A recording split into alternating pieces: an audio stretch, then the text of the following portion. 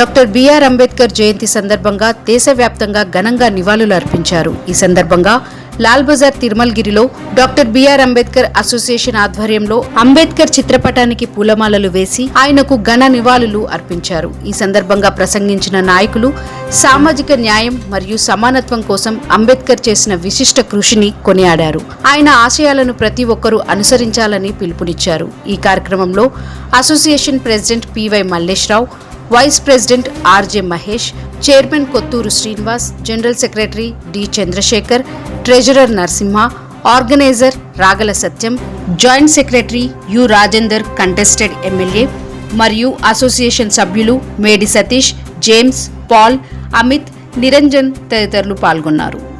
ఈ యొక్క కాన్స్టిట్యూషన్ ఈ గవర్నమెంట్ అనేది తెలుస్తుంది. ఎమ్మెల్యే అంటే ఏంది, ఎంపీ అంటే ఏంది, కార్పొరేటర్ అంటే ఏంది, నెక్స్ట్ సీఎం అంటే ఏంది, పిఎం అంటే ఏంది. దేశవ్యాప్తంగానే కాకుండా ప్రపంచవ్యాప్తంగా కూడా ఆయన గురించి ప్రతి ఒక్కరికి తెలిసిందే. ఆయన గురించి ఎంతో చెప్పినా కూడా తక్కువనే. ఆయన చదివిన డిగ్రీలు కూడా బిఏ మన ఇక్కడ బాంబే యూనివర్సిటీలో చదివారు, ఎంఏ లండన్ యూనివర్సిటీలో చదివారు. ఇక్కడ ఆయన చదివిన డిగ్రీలు కూడా అన్నీ కూడా London university, Columbia university PhD. So ఇలాంటి ఎన్నో డిగ్రీలు ఆయన తీసుకున్నాడు.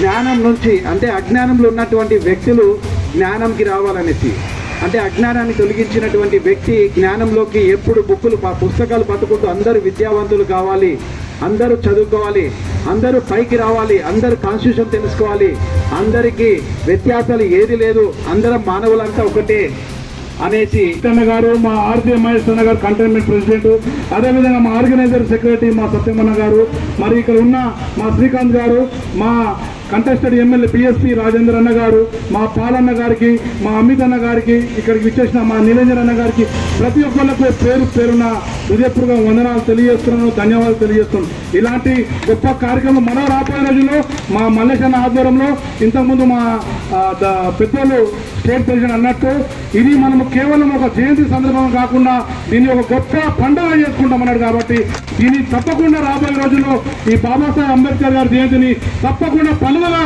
నెరవేరుస్తామని ఈ సందర్భంగా కోరుతూ సెలవు తీసుకుంటాం.